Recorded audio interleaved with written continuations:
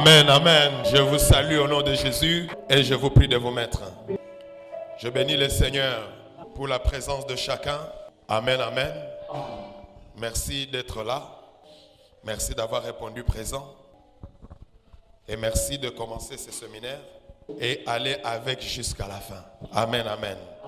Les enseignements que nous allons commencer ce soir, c'est des enseignements pour l'Église. Alléluia. C'est des enseignements pour l'Église. Parce que nous voulons avoir une Église qui est forte. Et quand on parle des enseignements de l'Église, ça te concerne toi directement. Les enseignements de l'Église, ce n'est pas pour ces quatre murs. Amen. Parce que nous pouvons aller le faire même dans la rue. Mais il y a des enseignements qu'on donne dans la rue. Il y a des enseignements qu'on donne au deuil. Il y a des enseignements qu'on donne à l'hôpital. Et il y a des enseignements qui sont appropriés à l'Église. Et les enseignements qui sont appropriés à l'Église, on les donne aux membres de l'Église. Alléluia. On les donne aux membres de l'Église. Aux gens qui sont dans l'Église. Aux gens qui constituent l'Église. Et quand on parle des enseignements de l'Église, ce n'est pas d'abord pour les instruments. C'est d'abord pour toi. Alléluia. Raison pour laquelle je t'invite à ne pas manquer. Ces enseignements vont t'aider à avoir une nouvelle connaissance. Et lorsque tu acquiers la connaissance, tu deviens très important. Dans le monde, celui qui a la connaissance, il est plus important que celui qui n'a pas la connaissance. Gloire au Seigneur. C'est pourquoi vous devez connaître. Et c'est la connaissance qui va vous faire croître, qui va faire que vous soyez fort, soyez stable. Gloire au Seigneur. Alors, on va parler d'une église forte. Et quand je vais parler d'une église forte, je vais parler des chrétiens forts, des chrétiens qui sont forts, parfois même des chrétiens qui sont puissants, des chrétiens qui ont la puissance de Dieu en eux, des chrétiens qui appliquent les surnaturels aussi dans leur vie, dont la foi est agissante, qui ne marche pas selon ce qu'ils voient, mais qui marche selon ce à quoi ils croient. Alléluia. Dans les anciens temps, l'Église n'a pas fait partie de l'histoire de l'Ancienne Alliance. Quand on parcourt l'Ancien Testament, on ne parle pas de l'Église en tant que telle. Amen, amen. De l'Église en tant qu'Église. L'Église en tant qu'Église a commencé à prendre la chair et la forme avec la Nouvelle Alliance. Mais dans les termes grecs, enseignement, on parlait de ketoi. Au fait, c'est l'arrière-grand-parent de l'Église. Et eklotoi, ça signifiait un groupement de gens respectables. Un groupe d'individus qu'on peut respecter. Donc depuis dans l'ancien temps, on faisait référence à un groupe d'individus. Mais en ce temps-là, un groupe d'individus qu'on doit respecter. Des gens qui ont la solennité. Ah, voilà. Amen, amen. Des gens qui ont la solennité. Donc si tu n'es pas dans ce groupe d'individus-là, c'est que tu étais encore dans la basse classe. Mais du moment que tu commences à monter des classes, tu commences à être quelqu'un de solennel. Tu sais, quand on parle de la solennité, on parle du respect. On parle de la considération. On parle du poids, kilo. Gloire au Seigneur. On parle du poids. On parle du kilo. De quelqu'un qui est de valeur. Alors quand tu es dans ce groupe-là, des gens de valeur, on vous considère comme ekletoi. Amen, amen. Alors avec le judaïsme qui s'est développé, ils ont adopté ces mots pour qualifier un groupe de gens, oui, respectables, qui sont dans la solennité, mais cette fois-ci pour Dieu. Avant, c'était pas pour Dieu, c'était seulement des gens qui sont respectables dans la société, qui ont la solennité dans la société, mais cette fois-ci, le judaïsme a pris ça pour des gens respectables et cette fois-ci pour Dieu. Amen, amen. Tu comprends déjà l'Église? Donc, si on va aller dans des définitions, ce n'est pas ces quatre murs, mais c'est un groupe d'individus. Le problème que j'ai dit dimanche, c'est qu'en tant que groupe d'individus, nous voyons les individus qui sont dans ces groupes-là. C'est pourquoi les dimanches, je vous ai parlé de la qualité des gens qui sont dans l'église. L'église n'est pas d'abord le nombre de gens, mais l'église c'est d'abord la qualité des gens qui sont dans les groupes-là. Amen, amen. Salut ton prochain, dis-lui la qualité. Amen, amen. la qualité du groupe, des membres du groupe. Est-ce que ces membres de ce groupe-là sont respectables? Alléluia. Est-ce que tel que toi tu es là, si je vais directement, est-ce que tu es respectable? Est-ce que tu as la solennité? Est-ce que quand on te voit, on voit l'honneur, on voit le respect? Ou bien quand on te voit, on voit n'importe qui de la rue. On voit n'importe qui de la rue. Bien aimé, l'église, si on prend dans son sens originel, ce mot-là seulement renvoie aux gens qui sont respectables. Alléluia. Si tu rentres dans le groupe des gens respectables, on va commencer à parler que toi aussi, tu es dans une église. Après, ça renvoie aux gens qui sont respectables pour Dieu. Ça, c'est maintenant le deuxième niveau. Les gens qui acceptent d'être respectés, cette fois-ci pour Dieu. Des gens, quand ils font des œuvres, cette fois-ci, ils le font pour Dieu. Vous savez, j'ai discuté avec quelqu'un la fois passée. Tout le monde dans ce monde peut donner à quelqu'un, peut faire un don. Tout le monde peut faire un don. Il y a des gens en Europe qui font des cotisations. Ils prennent leur argent, ils envoient ça en Afrique. Ce sont des dons. Mais quand ils font ça pour leur honneur. D'autres le font pour leur culture. Ils ont l'habitude que chaque fin d'année, il va prendre les anciens habits et il fait les colis, il amène ça à l'orphelinat. Lui, il achète encore de nouveaux habits. Mais ces anciens habits-là ne sont pas des vieux. Parfois, c'est toujours des bons habits. Mais il emballe tout, et ses habits, et les habits de ses enfants. Il amène ça à l'orphelinat. Et les enfants qui grandissent dans ces maisons-là, grandissent en sachant que chaque fin d'année, on va prendre les habits, on amène à l'orphelinat. Je disais à ce bien-aimé-là, le problème est que c'est bien là qu'ils font. Ils le font pour leur propre plaisir.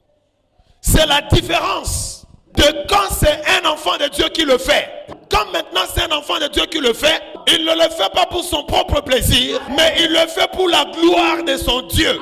Ça devient différent. C'est ça la première définition de groupe de gens, qu'eux ils sont dans un groupe d'individus respectables. Alors que le deuxième groupe d'individus, c'est des gens maintenant qui se font honneur pour Dieu. Ça devient différent. Je viens vous donner un autre exemple. Tel que toi tu es là, toi tu dis, je suis dans une famille où on n'a jamais pris la bière. Moi je ne prends pas la bière.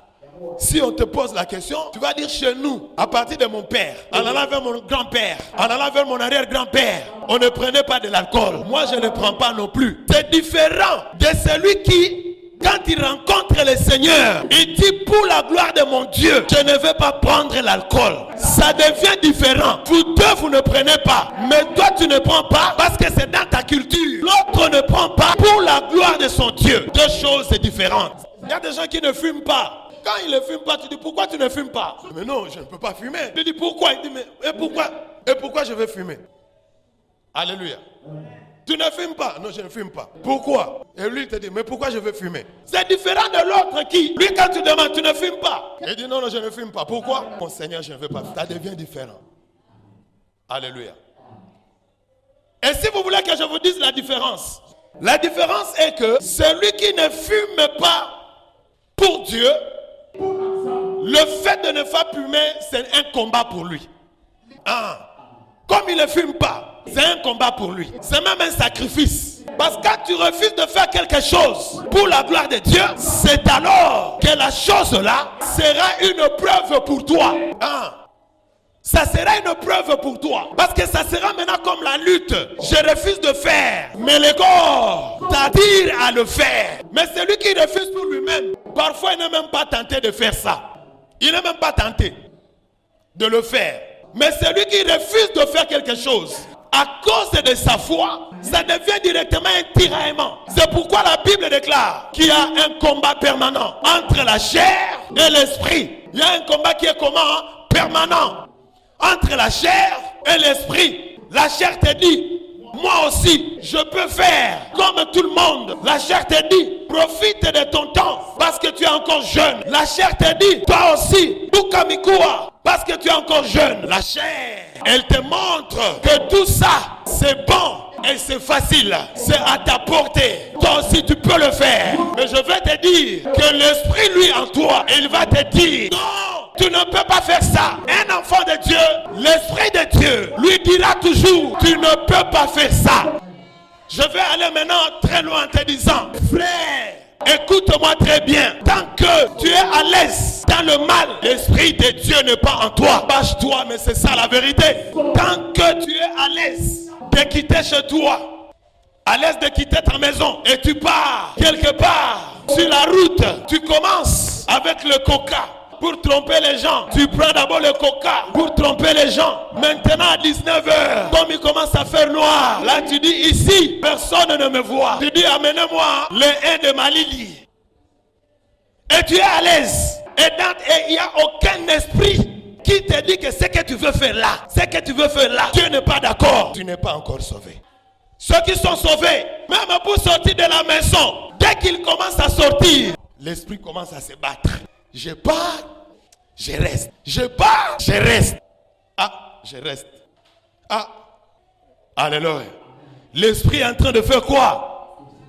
L'esprit est en train de dire, mon fils, là où tu veux aller, ce n'est pas ta place. Mon fils, ce que tu veux faire, ça n'honore pas ton Dieu. Ma fille, ce que tu veux faire, ce n'est pas dans la volonté de ton Dieu. Et à la fin, tu vas voir que ton esprit va te dire, aujourd'hui je reste d'abord.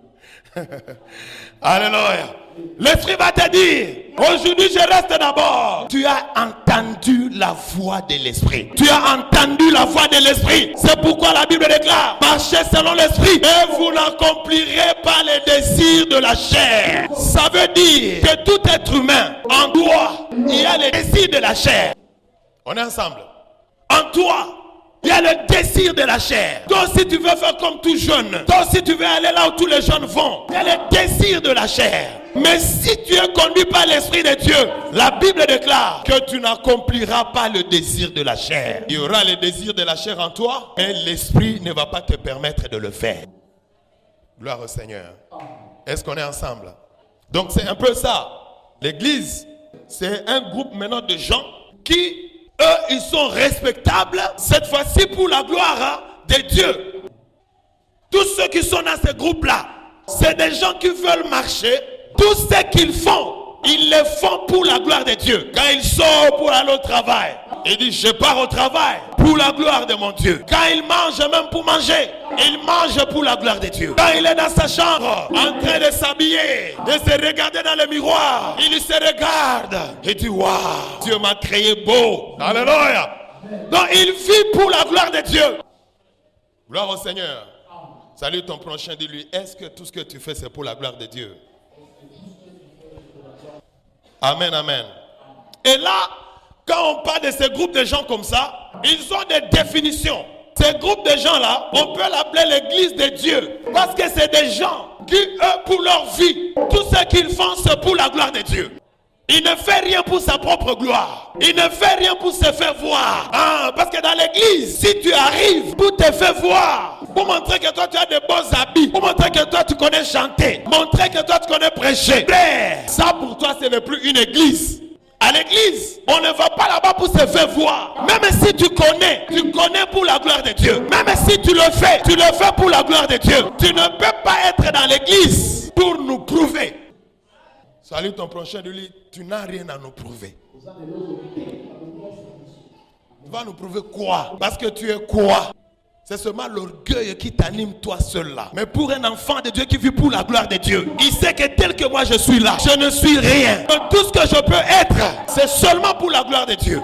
Gloire au Seigneur. Alors on peut aussi appeler ces gens l'église du Seigneur. Donc on peut les appeler l'église de Dieu. On peut aussi les appeler l'église du Seigneur. Donc c'est un groupe de gens qui appartiennent au Seigneur. Ils se disent nous là, nous ne nous appartenons plus, mais nous appartenons au Seigneur. Si nous vivons, nous ne vivons plus pour nous-mêmes, mais nous vivons pour le Seigneur. C'est pourquoi l'apôtre pouvait dire, si je vis pour le Seigneur. Et si je mourais, si je meurs, cela est aussi un gain pour moi. Donc mourir est un gain et vivre c'est pour Christ. Donc il voit que lui ne s'appartient plus. Il appartient au Seigneur. Alléluia.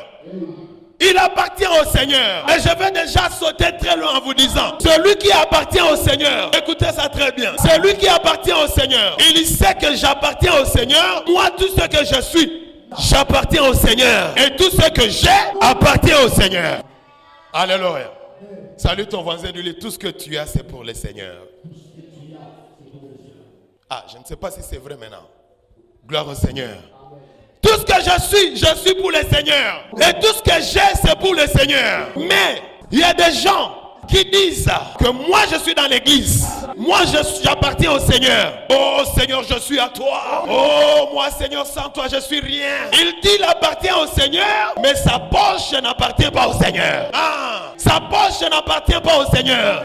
Quand il veut se donner lui-même, il se donne. Mais surtout il se donne dans la prière. Il se donne dans la prière. Mais se donner en réalité, il ne se donne pas. Et puis sa poche n'appartient pas au Seigneur. Est-ce qu'il y a quelqu'un ici qui peut lever sa main comme ça? Alléluia. Bien-aimé dans le Seigneur, tu dois appartenir au Seigneur, non pas par tes prières seulement. Lorsque tu viens ici, tu t'agenouilles. Seigneur, frère, seulement dans la bouche.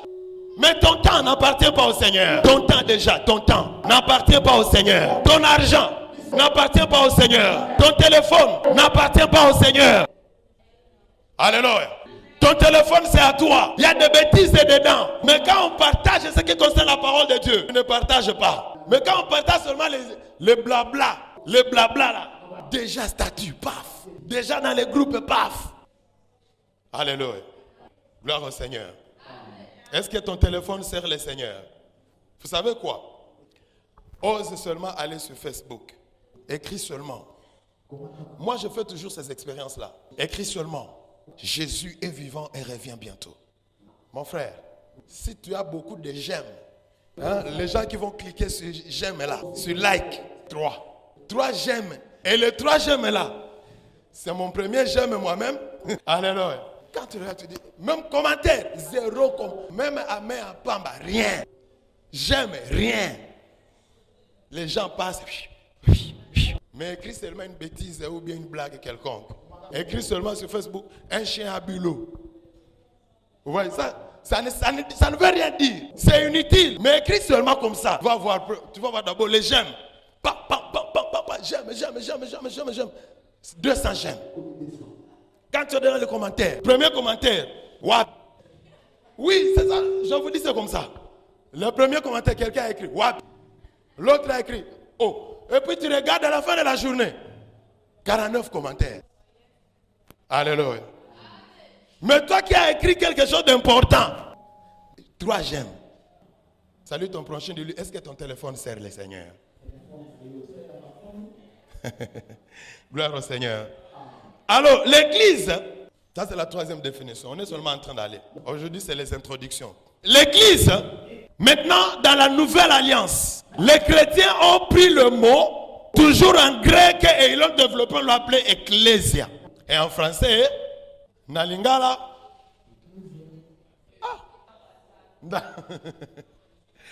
Alléluia.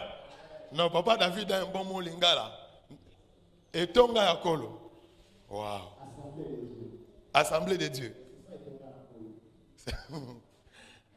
Gloire au Seigneur. Amen. Tu vois, maintenant on a pris dans la nouvelle alliance, on a appelé ça église, ecclésia. Cette fois-ci, pour définir un groupe d'individus mis à côté pour le Christ. Amen, amen. Un groupe d'individus mis à côté pour le Christ. Ça devient l'église. Ils sont mis à côté par rapport au monde. Ça veut dire que c'est des gens qui s'identifient au Christ. Et ils disent, nous n'allons pas vivre selon ce monde. Donc ces groupes de gens-là, qui se disent, nous on appartient à Christ. On ne va pas vivre selon ce monde. On les appelle l'église. Alléluia. Donc si tu vis sur la terre et que tu vis pour Christ, tu mènes une vie qui s'identifie à Christ, c'est que tu es l'église. C'est pourquoi je vous dis toujours, lorsque tu parles, pose-toi la question, est-ce que Christ en son temps pouvait parler comme je parle? Amen. Parce que beaucoup de gens ne contrôlent pas leur langage. Ils parlent seulement. N'importe quoi peut sortir de sa bouche. Il insulte comme il respire. Il n'a pas de maîtrise. Des paroles sortent comme s'il est branché sur une prise de courant électrique. Frère, est-ce que si Jésus était vivant, physiquement ici, si Jésus était présent là, il pouvait parler comme tu parles? Les actes que tu poses là, en secret, que nous on ne connaît pas, que toi seul ton cœur connaît, ce que toi tu appelles vie privée là, que tu ne veux pas que les gens connaissent, est-ce que ça s'identifie à Christ? Question mark. Est-ce que ça s'identifie à Christ? Si ça ne s'identifie pas à Christ, c'est que tu es encore loin d'être église. Déjà, n'oubliez pas que l'église est un groupe d'individus avec respect. D'autres, un groupe d'individus avec respect pour le Seigneur. On dit, si tu vis frère, tu dois être quelqu'un de respect et de respectable. Quelqu'un de comment? De respect et de respectable. Quand on te voit, on voit un homme sérieux, on voit une femme sérieuse, on voit une fille à qui on peut faire confiance, on voit un garçon qui se respecte. On se dit non, non, ça c'est un monsieur. Et si on te demande, tu viens de quelle famille? Tu dis, je suis un enfant de Dieu. Alléluia. Pas quelqu'un qui, quand tu passes quelque part, on se demande, ce monsieur-là, c'est qui ses parents, mon Dieu? En toi, il n'y a pas le respect. Amen, amen. Donc l'église, c'est ce groupe d'individus qui sont mis à part en dehors du monde. Ils sont dans le monde, mais ils ne sont pas de ce monde. Si tu lis Jean chapitre 17, tu verras la prière que notre Seigneur a fait pour nous, pour toi-même. Parce qu'il a dit, je prie pour ces gens, ainsi que pour ceux qui croiront. Donc Jésus-Christ, en Jean chapitre 17, quand il a prié pour les disciples, il a aussi prié pour toi. Quel avantage! Alléluia. Il a aussi prié pour toi parce que tu étais dans le plan de Dieu. Avant même que toi tu ne naisses, tu étais dans le plan de Dieu. Alors, frère, nous sommes dans ce monde, mais nous ne sommes pas de ce monde. C'est pourquoi dans sa prière, Jésus dit à son Père, il dit, Père, garde ses enfants, parce que je les laisse dans ce monde et ils ne sont pas de ce monde. Jésus-Christ a demandé à ce que Dieu nous garde, parce qu'il savait que le monde dans lequel il nous laisse n'est pas un monde facile. Le monde n'est pas un monde facile, surtout pour ceux-là qui veulent vivre pour la gloire de Dieu. Je vais informer à quelqu'un ce soir, si tu veux vivre pour la gloire de Dieu, retiens ce soir que le monde ne sera pas facile pour toi. Non, le monde ne va pas t'aimer, le monde ne va pas te rendre la vie facile, le monde va te compliquer parce que tu n'es pas de ce monde. Ceux qui ne sont pas de ce monde, le monde ne sera pas facile. Alléluia. C'est pourquoi Christ a prié pour nous. Il demande à son Père, il dit, garde ses enfants. Je les laisse dans ce monde, mais ils ne sont pas de ce monde. C'est ça l'église. Les gens qui sont dans ce monde, mais qui ne sont pas de ce monde. Ils sont dans le monde, mais ils ne sont pas de ce monde. Nous vivons dans le monde, mais nous ne sommes pas de ce monde. Nous vivons dans le monde, mais nous ne vivons pas comme le monde. Ça c'est très difficile. Alléluia. Je sais que c'est très difficile. C'est pourquoi vous me regardez attentivement. Et je suis d'accord. Nous sommes dans ce monde, mais nous ne sommes pas de ce monde. N'oubliez pas, je vous ai dit dans le jour passé, le monde nous offre toute occasion qui nous attire pour vivre selon le monde. Le monde va te montrer tes frères qui sont à côté de toi, qui tous sont ivrognes. Ils prennent la bière comme ils veulent. Ils prennent l'alcool quand ils veulent. Et ils ont l'argent. Le monde va te montrer ces gens-là. Le monde va te dire, ils ne prennent pas. Pardon, ils prennent et ils ont leur argent. Toi, tu ne prends pas et tu es malheureux. À quoi ça sert? Alléluia. Le monde va te montrer ça. Mais vous devez savoir, frère, si tu veux vivre comme enfant de Dieu, c'est de savoir que tu es dans le monde, mais tu n'es pas de ce monde. Ici, ce n'est pas chez nous, frère. Ici, ce n'est pas chez nous. Nous sommes là de passage. Et nous avons une grande mission. En tant qu'église, frère, ici, ce n'est pas chez nous. Si tu dis que tu es église, ce soir, retiens qu'ici, ce n'est pas chez nous. Ne vis pas comme quelqu'un d'ici. Je vais vous informer, frère. Je vais vous donner un exemple. Un exemple que j'aime beaucoup. Je vais vous recommander un petit livre qu'on vend à la maison de la Bible. C'est un petit livre fait pour les enfants qui apprennent la vie de Christ. Mais toi aussi tu peux lire ça. Moi-même j'ai déjà lu ça beaucoup de fois. Ça s'appelle le parcours du pèlerin. Le livre s'appelle le parcours du pèlerin. Ça peut coûter seulement 10 000 francs si j'ai bonne mémoire. Là-bas à la maison de la Bible. C'est un joli livre. On parle du parcours du pèlerin. D'ailleurs je voulais encore recommander une fois ici, je ne sais pas. Bon mais ok, allez là-bas. Dans ce livre-là, il y a un exemple que j'avais lu qui était bénéfique. Je vais partager ça avec vous. Il y avait le pèlerin Ce pèlerin-là, quand il est parti, il est arrivé dans un pays. Et quand il est arrivé dans ce pays-là, le voyage, la traversée de ce pays-là était long. Parce que c'était un pèlerin. Il était en train de partir pour un voyage lointain. Et il allait à pied. Alors il est arrivé dans un pays où la traversée de ce pays-là, c'était une très longue traversée. On dit dans cette histoire que ce pèlerin-là est arrivé dans ce pays. Il a dit waouh, waouh.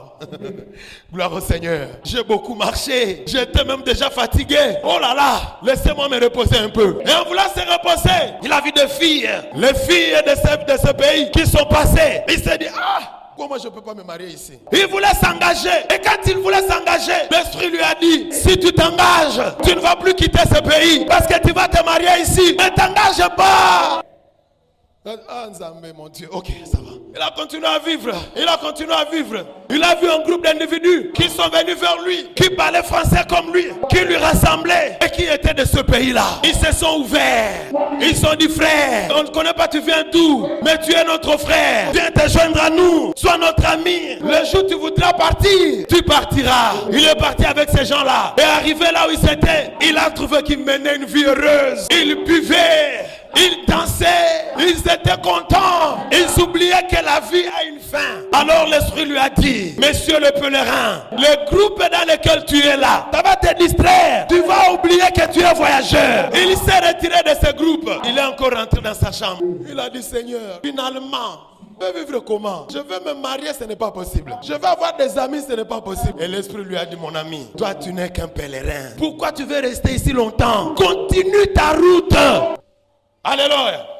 Bien-aimés dans le Seigneur, le parcours du pèlerin nous rappelle que nous ne sommes pas de ce monde. Nous sommes passagers. Alléluia. Nous sommes dans le monde, mais nous ne sommes pas.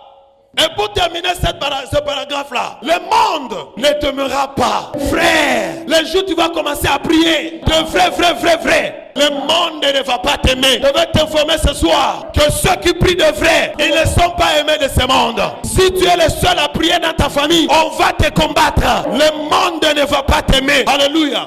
C'est pourquoi il est écrit, si on a fait ça à un bois frais, à combien plus forte raison à un bois sec? Si on a maltraité Jésus, s'ils ont rejeté Jésus, s'ils n'ont pas aimé Jésus, alors que Jésus était innocent, en lui il n'y avait pas le péché, en lui il n'y avait pas le mal. A fortiori toi, tu es né avec eux, il y a l'orgueil en toi, il y a déjà l'amour de l'argent en toi. Comment les gens vont t'aimer? Alléluia. Vous devez savoir, frère, qu'en tant qu'église, nous vivons ici, mais pour un peu de temps. Et c'est pour un objectif. Alléluia. C'est pour un objectif, frère. Premier trait, l'église a pour mission dans ce monde de refléter l'image de Dieu vers le monde. Le monde a besoin de Dieu. Je veux vous dire, frère, que tout être humain qui est né sur la terre a besoin de Dieu. Le monde a besoin de Dieu. Le monde a besoin de voir un Dieu vrai. Mais ils verront le Dieu vrai par l'église. C'est par toi que le monde saura qu'il y a un Dieu vivant. C'est par l'église que le monde saura qu'il y a un Dieu qui a l'amour. Lorsque le monde aura besoin de vivre l'amour, l'amour réel, l'amour sans intérêt, l'amour sans profit, on viendra chercher cet amour dans l'église. Lorsque quelqu'un quittera l'extérieur, il doit trouver l'amour dans l'église. S'il n'y a pas l'amour, Dieu n'est pas là. S'il n'y a pas l'amour, vous êtes en dehors de la mission. Frère, la mission de l'église, ce n'est pas seulement chanter. Non, chanter c'est comme le piment. Le piment. Mais la mission de l'église, c'est montrer Dieu au monde. La mission de l'église, ce n'est pas parler en langue. Non, la mission de l'église, c'est montrer au monde qu'il y a un Dieu qui existe. Lorsque les gens chercheront un Dieu qui guérit, ils doivent le trouver à l'église. Les gens qui ont souffert de maladies, partout, quand il arrive à l'église, il doit trouver la guérison là-bas. L'église, c'est pour refléter la gloire de Dieu à ce monde. Je vais vous dire encore une fois que le monde est désespéré. Le monde est désespéré, frère. Si tu regardes les chiffres, si tu regardes même les infos, quand on parle du changement climatique, on va te dire que d'ici quelques années, le soleil va brûler le monde. Le monde a perdu espoir. C'est à l'église de montrer au monde que Dieu est encore vivant et que l'espoir est permis. Toi, tel que tu es là, ton travail, c'est montrer à tes voisins qu'il y a encore un Dieu qui agit. C'est montrer à tes voisins qu'il y a encore un Dieu vivant. Lorsque les gens ont perdu espoir, ils doivent trouver cet espoir en toi. Je vais te dire encore que si tu es sauvé, c'est toi qui doit être l'espoir de ta famille. Parce que ton rôle en tant qu'église, c'est refléter la gloire de Dieu. Les gens de ta famille doivent savoir que s'il y a un problème dans la famille, il faut appeler tel, il va prier pour nous. Toi, tel que tu es là, tu dois être l'espoir de ta famille. Ta mère, même si elle est au village, elle doit savoir que si j'ai un problème, je vais appeler mon fils. Il va prier pour moi. Tu dois être l'espoir de ta famille. Non seulement dans la prière, mais même en toutes choses. Ton père doit savoir que s'il a besoin d'argent, s'il est fauché, c'est toi qu'il doit appeler. Tu dois être l'espoir. Alléluia. Est-ce que tu comprends ça? Un enfant de Dieu, tu dois donner l'espoir. Tu dois donner l'espoir au monde. Tu dois donner l'espoir aux gens qui t'entourent. Les gens qui vivent avec toi en te voyant. Waouh, comme lui il est là, on ne va plus mourir. Ils doivent savoir que comme toi tu es là, il n'y aura plus le mal. La deuxième mission, l'église a le rôle d'être la lumière de ce monde. L'église a le mandat. L'église a la mission d'être la lumière de ce monde, d'éclairer les gens qui sont dans les ténèbres, d'éclairer les gens qui sont enfermés dans les ténèbres de ce monde, dans les ténèbres du diable, dans les ténèbres des démons. Lorsque les gens seront sans espoir, lorsqu'ils se diront, on ne sait pas on va où, est-ce qu'on va à gauche, est-ce qu'on va à droite, le rôle de l'église, c'est donner la lumière là où les gens ne voient plus clair. Alléluia. Ça, c'est ta mission en tant qu'église. L'église, bien que je l'ai dit, troisième mission, c'est montrer l'amour au monde. Parce que dans le monde, il n'y a pas l'amour. Alléluia. Dans le monde, il y a seulement l'amour d'intérêt. Il y a seulement l'amour d'intérêt. Je t'aide. Alléluia. Je te viens au secours. Parce que toi aussi, demain, tu vas me venir au secours. Ça devient des aides d'Ali Kelemba. Amour Ali Kelemba, frère. Amen, amen. Je t'aide. Parce que toi aussi, demain tu vas m'aider. C'est ce qu'il y a dans le monde.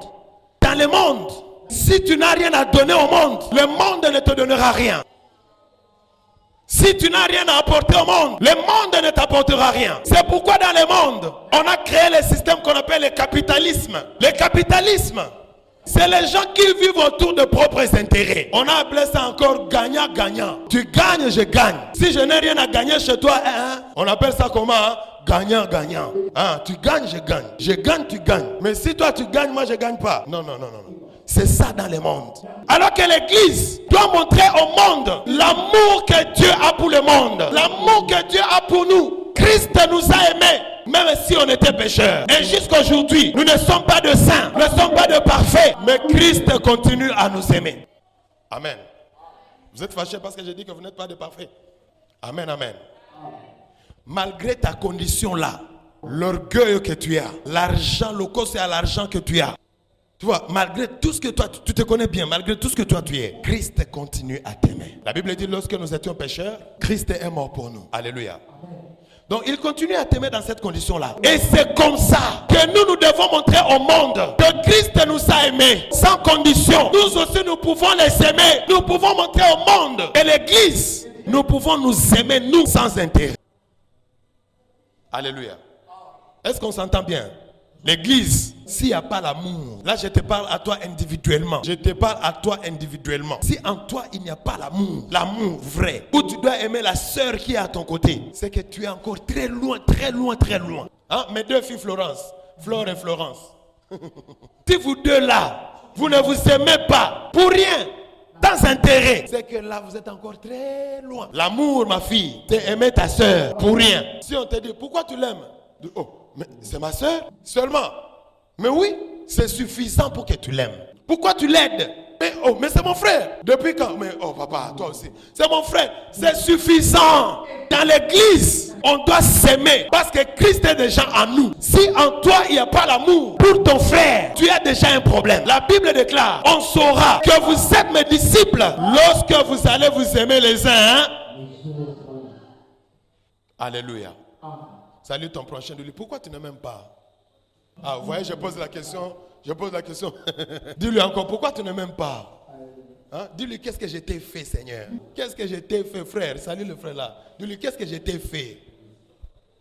Alléluia. Gloire au Seigneur. Dans l'église, on doit s'aimer, frère. On doit s'aimer gratuitement. On doit s'aimer pour rien. Alléluia.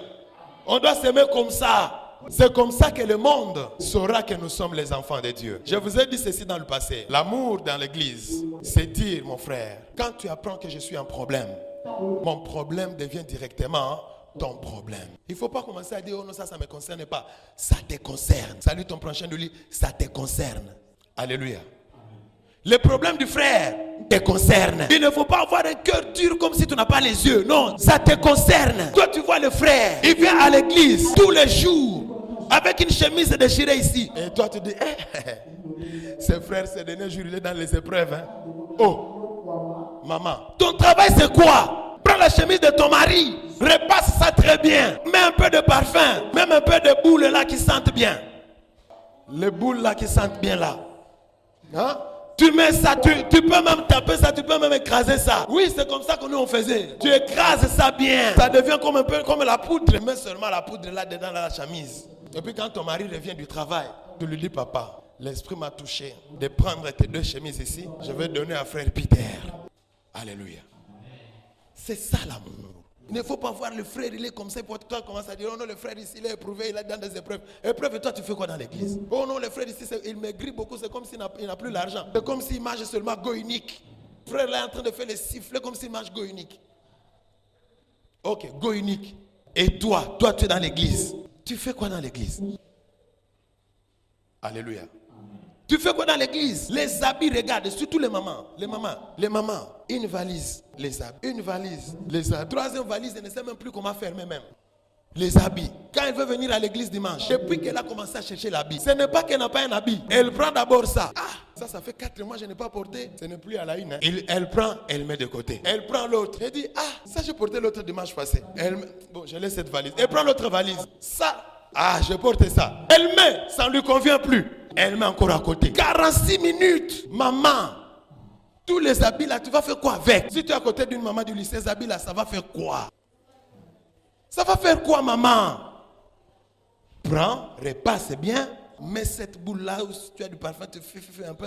Vois une soeur de l'église. Dis-lui, maman Leki, viens à la maison. J'ai besoin que mange à toi et moi le makemba. Quand elle vient, elle sait que c'est pour manger le makemba. Elle mange le makemba avec action de grâce. Dès qu'elle veut partir, tu lui dis, non maman Leki, viens. Maman. Vous vous enfermez dans le couloir. Tu lui sors un sachet où il y a 8 pièces. Tu lui dis, maman, je ne connais pas si c'est si ta taille. Hein. Même si toi tu es comme ça, ne lui dis pas, va essayer. Non, tu lui dis, je sais que ça va te convenir. Elle-même, quand elle va arriver chez elle, elle met comme ça, robe. Mais elle-même va aller chez le couturier. Elle va mettre à sa taille. Et dimanche, quand elle vient à l'église, elle est bien tapée. Elle parle la langue. Quand elle te regarde comme ça, elle dit, Seigneur, bénis cette maman-là. Seigneur, bénis cette maman-là. Seigneur, bénis cette maman-là. Mais toi, jusqu'à ce que les rats ont mangé tous les habits, les cancrelats sont entrés dans la valise, ils ont mangé les habits. Le jour où tu viens regarder, je brûle seulement. Salut ton prochain de lui, apprends à avoir l'amour. Alléluia. Est-ce qu'il y a des mamans ici qui peuvent acclamer le Seigneur? Amen, amen. Une église forte, c'est là où les membres savent s'aimer entre eux. Est-ce que vous avez retenu ça? Une église forte, c'est quand les membres savent s'aimer entre eux. Et non s'entretuer entre eux. Et non s'entre-déchirer entre eux. Tu es mon frère, tu es ma soeur. Apprends à m'aimer. Quatrième chose, je vais terminer par là aujourd'hui. La mission de l'église, c'est être au centre des actions du Saint-Esprit pour prouver au monde les degrés de la puissance du Saint-Esprit. L'église a la mission d'être au centre des actions du Saint-Esprit pour prouver au monde que le Saint-Esprit agit encore. En fait, si vous comprenez ces 4 missions-là, vous verrez que, en bref, l'Église, son rôle, c'est d'être l'interface de l'action de Dieu, Dieu et le monde. Hein? On a compris. Ma fille, ça entre. Ça entre. Très bien. Amen, amen. Donc l'Église, c'est être l'interface entre le monde et Dieu. L'Église, c'est pour refléter la gloire de Dieu. L'Église, c'est pour refléter l'amour de Dieu. L'Église, c'est pour refléter la lumière de Dieu. L'Église, c'est pour refléter les actions de Dieu. Que le monde voie ce que Dieu est à mesure de faire. Que le monde vive ce que Dieu est à mesure de faire. Donc si le monde n'a pas encore vu Dieu, c'est que nous, l'Église, on est encore loin de notre mission. Amen, amen. Je vais terminer en vous disant, en vous décourageant, en vous disant que l'Église n'a pas la mission de construire les écoles. Non, ce n'est pas dans la mission de l'Église. Construire les écoles, construire les orphelinats. Ça, c'est pas la mission de l'Église. Quand tu vois ça, c'est juste peut-être on a maintenant beaucoup d'argent, on ne sait pas quoi faire avec. Oui, maintenant on commence seulement à mettre des écoles pour chercher l'argent pour la vie de l'église. Tu vois des choses pareilles. Si l'église a besoin d'argent, on peut créer une école comme une unité de production d'argent. Comprenez? On peut créer un centre de santé pour la production d'argent. Que l'église ait ses moyens, on appelle ça comment? Les agères. Hein? Vous connaissez les agères? Activité génératrice de revenus.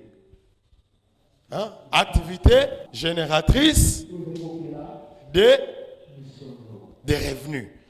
Donc l'église peut créer une école comme une agère. Peut créer un centre de santé comme une agère. Comme nous voulons acheter une moto 3 pneus, c'est une agère. Mais la mission de l'église, ce n'est pas construire les écoles. Non.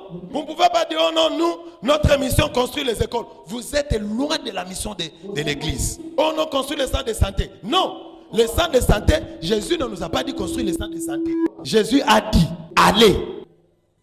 Continuez. J'ai déjà lu ce verset-là beaucoup de fois ici. Dis à haute voix, mon fils, tu as la bonne réponse. Ah. Oh, papa. Alléluia. Jésus nous a dit quoi? Allez, guérissez les malades. C'est un ordre. Donc pour l'église, les malades devaient être guéris par une simple... Il faut bien qu'on s'entende. Pour l'église, l'église en tant qu'église, les malades doivent être guéris que par une simple imposition de main, prière, truc pareil. C'est ça. Maintenant, si on construit centre de santé, ce n'est pas la mission de l'église. On construit ça comme agère. Ah, si on construit ça comme agère, ok, c'est bon. Mais tu vas voir maintenant le monde aujourd'hui. Au lieu de se concentrer sur la mission de l'église, créer des églises puissantes, où l'Esprit de Dieu est en train de travailler, où la parole de Dieu se prêche, où on gagne les âmes, où on montre l'amour. Les églises, on se met à créer des concerts, on fait des concerts, on construit les écoles. Vous avez vu où les disciples faire un concert? Où? Dans la Bible, vous avez vu où? On fait un concert avec l'apôtre Pierre, il vient en concert. Vous avez vu ça où? Vous avez vu où on écrit dispensaire apôtre Pierre? Vous avez vu ça où dans la Bible? Vous avez vu ça où? Vous avez ramassé ça où? Oui, les concerts, tout ça c'est bien. Oui, les centres de santé, c'est bien. Mais il faut que ça ne soit pas l'objet principal de ce qu'on est en train de faire. Ce que l'église doit faire, c'est dans les 4 missions que je viens de vous citer là-bas. Amen, amen.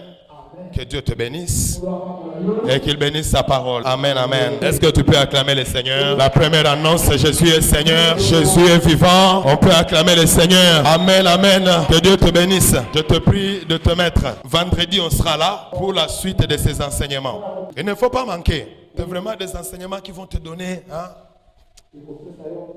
Ah, c'est ça. Alléluia. Ça va te donner vraiment la force dans la foi et dans le Seigneur. Amen, amen. Alors ne manquez pas vendredi. Et dimanche, notre culte sera d'1 heure de temps seulement. Alors, l'autre dimanche là, ça sera le 29. Je vais commencer une nouvelle classe des affermissements de première année. Et en principe, c'est ma dernière classe de première année que je vais donner. Parce que, est-ce que tu peux prendre ton offrande? On va terminer. Lève-toi là où tu es, prends une offrande qui honore Dieu. Dans le panier ici, nous allons bénir les serviteurs de Dieu. Dans le panier là-bas, nous allons bénir la chorale. Et dans le panier à ma droite, nous allons bénir l'église. Ferme tes yeux, prends ton offrande. Seigneur notre Dieu, dans le nom de Jésus, je viens te dire merci parce que tu es notre Dieu. Nous t'avons imploré au début, tu nous as écoutés, tu as marché avec nous, tu t'es révélé à nous dans l'adoration, dans la prière, dans la louange, dans la parole, même dans les offrandes et dans les annonces. Tu t'es révélé à nous, te disons merci. Seigneur notre Dieu, nous voulons partir de ces lieux. Ma prière est que toute personne ici présente parte bénie au nom de Jésus. Que la bénédiction d'Abraham t'accompagne jusque dans ta demeure. Que la bénédiction d'Isaac t'accompagne tout au long de ton parcours. Que la bénédiction d'Israël accompagne toute ta postérité au nom de Jésus. Et que le Saint dise Amen. Avec un cri de joie, nous applaudissons le Seigneur et nous venons donner nos offrandes. Venez donner vos offrandes pour la gloire de Dieu. Au nom de Jésus. Amen.